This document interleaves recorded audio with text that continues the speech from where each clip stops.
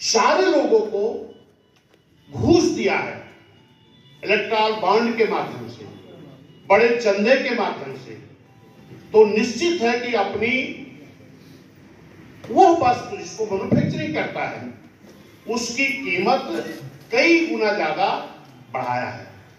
और आप सभी लोगों को इस महंगाई का एहसास हो रहा होगा। आज इस महंगाई पर ना तो पक्ष बोल रहा ना तो विपक्ष बोल रहा। आप सीना चौड़ा करके किसी चौराहे पर इस बात को कर सकते हो आप कि हम उस पार्टी के सदस्य हैं जिस पार्टी ने इस देश के उद्योगपतियों के हाथ इस देश की आम जनता को गिरवी नहीं रखा है। हम उस दल के सदस्य हैं जो हम इस देश को उद्योगपतियों के हाथ हमने चंदा लेके नहीं बेचा है। हम उस दल के लोग हैं जो आम जनता से 100 रुपए, 50 रुपए, 10 रुपए, 20 रुपए, 1000, 2000, 5000 रुपए लेकर के अपनी पार्टी को चलाते हैं। और बहुजन समाज पार्टी हुकूमत आने के बाद आम गरीब जनता के लिए हम काम करते हैं। ये आप गर्व से कह सकते हैं। अरे हम चोरी नहीं कर रहे हैं कोई।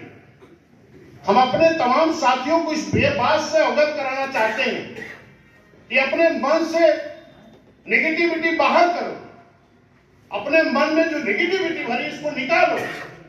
हमारे बहुत जिम्मेदार साथी, बड़ा दुख मुझको होता है जो कहते हैं बस हम लोग खाली पैसे की बात करते हैं, हम भी खाली पैसा मांगने की बात करते हैं। अरे हमें अपने नेता पर गर्व होना चाहिए। कभी इस देश को गिरवी नहीं रखे हैं, उद्योगपतियों के हाथ नहीं बेचे हैं। हम थोड़ा थोड़ा सहयोग लेकर के अपनी पार्टी को चला रहे हैं। हमें निगेटिव नहीं बोलना चाहिए। मैं आपको ये बात बता रहा हूं, इस बात का बहन जी को बहुत दुख था। अभी आपने देखा कि अंबानी की यहां शादी थी, जो लोग अडानी अंबानी को पानी पी पी कर गाली देते थे, ऐसे लोग क्या कोई बचे जो पूरे परिवार सही शादी में न गए हो? कोई बचा था क्या? मान्या बहन जी नहीं गई।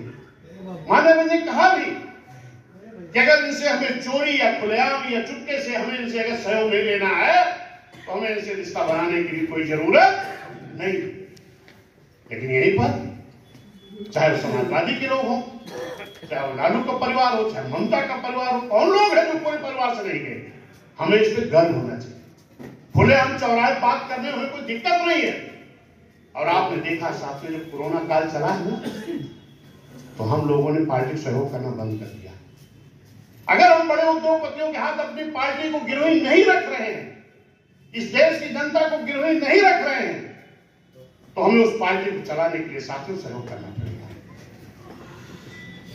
मान्या भाई जी ने उसी के लिए रास्ता अख्तियार किया। आज क्या कह रहे हैं? आपकी तो दशा खराब हो गई, आप तो कमजोर हो गए। ये मेरे साथियों, अब ऐसे मौके पर एक काम शुरू होने जा रहा है जब खेती में भी कोई काम नहीं है, कटाई नहीं है, कोई बुआई नहीं है। ये मेरे सम्मानित साथियों, जो लोग बाबा साहब को मानते हैं, मानवर साहब को मानते हैं, वो लोग आज मजबूती के साथ खड़े हैं। निराशा मन से निकालो। बहन जी ने जो ये माध्यम दिया है ना, बहुत अच्छा माध्यम दिया है। क्या कहा है? सेक्टर वाइड कैडर कैंप करो। कैडर कैंप करके बाबा साहब के बारे में, बाबा साहब संघर्षों के बारे में बताओ। हमारे बाबा साहब भी कभी किसी उद्योगपति से चंदा नहीं लिए थे, कभी किसी बड़े आदमी के सामने नहीं झुके थे। अब इसको विस्तार में हम कैडर में बताएंगे, आप सभी लोग इस बात को जानते हैं।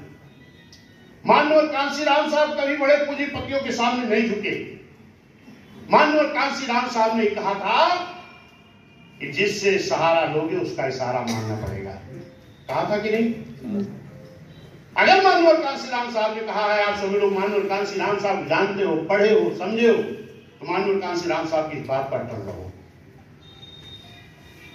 धन्य मान्या बहन जी के आज भी मान्या बहन जी भी बाबा साहब के विचारों पर चल रही है, माननीय कांशीराम साहब के विचारों पर चल रही है। धन्य मान्या बहन जी, मान्या बहन जी ने भी कहा कि हम किसी बड़े उद्योगपति के सामने सहारा लेने नहीं जाएंगे, घरों से ही सहारा मांगना पड़ेगा। और इसके लिए जो अभी दिलीप भाई ने आपको विस्तृत तरीके से बताया, मैंने इसीलिए कहा इसको नोट करो। एक विधानसभा अध्यक्ष डेली कैडर कैसे कराएगा? नहीं करा सकता। तो विधानसभा अध्यक्ष अकेले नहीं कर सकता। विधानसभा अध्यक्ष है, विधानसभा प्रभारी है, दूसरा प्रभारी है, विधानसभा महासचिव है, विधानसभा सचिव है, जिनको पदाधिकारी आप बनाए हो उनको एक्टिव करो, और जहां एक्टिव लोग ना हो उनको बदल के एक्टिव लोगों को रख लो, वरना ये काम नहीं कर पाओगे।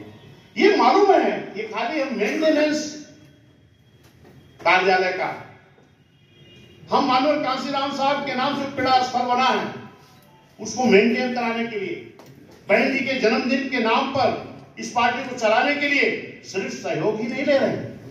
माननीय बहन जी ने कहा सिर्फ सहयोग में लगे रहोगे तो 27 की तैयारी में लेट हो जाएगा। हमें 27 के चुनाव की भी तैयारी करनी है। हम कार्यालय का मेंटेनेंस रजिस्टर के माध्यम से लेंगे लोगों से। हम मानव कांशीराम साहब के नाम से जो क्रीड़ा स्थल बना है उसके लिए मेंटेनेंस चल रहा है, उसका कोई भी जाके देख सकता है, उसके लिए सहयोग लेंगे। माननीय बहन जी के जन्मदिन के नाम पर मानव साहब कह के गए थे कि मेरा जब जन्मदिन मनाना तो संगठन की समीक्षा करना, और जब बहन जी का जन्मदिन मनाना तो आर्थिक सहयोग दिवस के रूप में मनाना, ताकि इसी अर्थ से केंद्रीय कार्यालय चलेगा, पूरे देश में पार्टी चलेगी। तो ये हमें सहयोग तो करना है, लेकिन आपके सामने चुनौती है 27 में सरकार बनाना भी। तो इसके लिए कैडर कैंप हमें चलाना है। तो कैडर कैंप के लिए जो रास्ता अभी दिलीप भाई बता रहे थे हमारे कोऑर्डिनेटर जी, कि अगर आपने 7 जोन में बांटा है, विधानसभा अध्यक्ष भी एक जोन लेंगे, लेकिन पूरी विधानसभा को नजर रखनी पड़ेगी। ऐसा नहीं कि एक जोन ले लिए तो नहीं, कांटा और पूरा भी देखना पड़ेगा। तो जैसे अभी 7 जोन बन गया है, तो आज अब पहले जोन में अगर एक मीटिंग है तो कल दूसरे में होगी, फिर तीसरे में होगी, फिर चौथे, पांचवें, छठवें, सातवें, फिर 7 दिन का पहले जोन वाले को मौका मिल रहा है ना जी। फिर 7वें दिन आपकी मीटिंग लगेगी। अगर 5 जोन है तो 5वें दिन लगेगी। अभी 5 दिन क्या करोगे? देखिए बहन जी ने जो कहा है, जिला अध्यक्ष और हमारे कोऑर्डिनेटर गण थे, बहन जी ने कहा कि booth committee, sector committee renewal नहीं करना, अभी वो मार्च के बाद शुरू होगा, मार्च लास्ट तक काम चलेगा। लेकिन सही क्या है आप भी जान रहे हो, कहीं कहीं तो सेक्टर बूथ है ही नहीं। तो जो 5-6 दिन 7 दिन का मौका मिलेगा आपको, जब आप मीटिंग की तैयारी करने जाओगे तो जो हमारा पदाधिकारी होगा वो सेक्टर की कमेटी को साथ मिलेगा, और सेक्टर की कमेटी अगर नहीं अच्छी है तो सेक्टर की कमेटी को तैयार भी कर लेगा, और सेक्टर की कमेटी को तैयार करके उस सेक्टर के एक मध्य में, गांव में हाल तो मिलेगा नहीं, हाल में भाई ने कहा है हाल मिलेगा नहीं, टेंट का ज्यादा खर्च हम लोग उठा नहीं पाएंगे। तो इसके लिए उसका विकल्प क्या है? उस सेक्टर के अंदर ही किसी बड़ी पोलिंग पर अपनी बस्तियों में, जहां अपने लोग रहते हो, किसी गांव के अंदर में किसी का द्वार अच्छा हो या बरामदा हो या दलान हो या बाउंड्री वाल हो, जैसी हो, एक सेक्टर के बीच में आप मीटिंग रखोगे, और अगर 5 जोन है तो 5 दिन मौका मिलेगा, 7 जोन है तो 7 दिन मौका मिलेगा। तो वो 7 दिन 5 दिन आप उसी सेक्टर में, जो इंचार्ज होगा उस सेक्टर का, वो घूम के तैयारी करेगा, और जब तैयारी करेगा तो उसी में सेक्टर कमेटी भी अगर अच्छी नहीं है तो सेक्टर कमेटी अपना चिन्हित कर लेगा, नहीं तो कैसे कराओगे मीटिंग? बहन जी को तो मालूम है सेक्टर कमेटी पुरानी है आपकी, बूथ कमेटी है पुरानी आपकी, लेकिन अभी हमने देखा कचहरी और मिल्कीपुर में लगातार 3 महीना बड़ा प्रयास किया गया तब बूथ कमेटी मिल पाई है। क्यों अम्बेडकर नगर वालों में? ये तो हुआ है ना। तो इसके लिए आप क्या करोगे? 7-8 दिन में जब गांव-गांव प्रचार करने जाओगे, गांव-गांव घूमने जाओगे ना तैयारी के लिए, तो वहीं पर अपने पुरानी कमेटी है तो अच्छा है, नहीं है तो बहन ने कहा भी है कि अगर कमेटी मान लो कहीं नहीं है तो वहां बना लेना है, नहीं कैसे कैडर कराओगे? और उसमें बूथ कमेटी, सेक्टर कमेटी और कुछ मजबूत लोगों को बुलाना है, जो अच्छे लोग हो, मजबूत लोग हो। कर्मचारी ड्यूटी पे रहेगा, संडे रहेगा तो कर्मचारी मिलेगा आपको, नहीं तो कर्मचारी कहां मिलेगा? छुट्टी रहेगा तो कर्मचारी को भी बुला लेना है, छुट्टी नहीं है तो मजबूत लोगों को बुला लेना है। जिला पंचायत हो, पूर्व प्रधान हो, वर्तमान प्रधान हो, कोटेदार हो, जो भी जिम्मेदार लोग हो, और कोशिश करो कि उस कैडर कैंप में आपके 10 बूथ से लोग आएंगे तो 10 बूथ से कोशिश करो कि हर समाज के लोग भी उपस्थित हो। ये आपका चुनावी तैयारी शुरू है, जान लो। मेंटेनेंस भी करना है, जन्मदिन भी करना है और मजबूती से तैयारी करनी है। समझ रहे हैं ना इस बात को? इस बात को मेरे साथियों में हाथ जोड़ रहा हूं, गंभीरता से ले लो।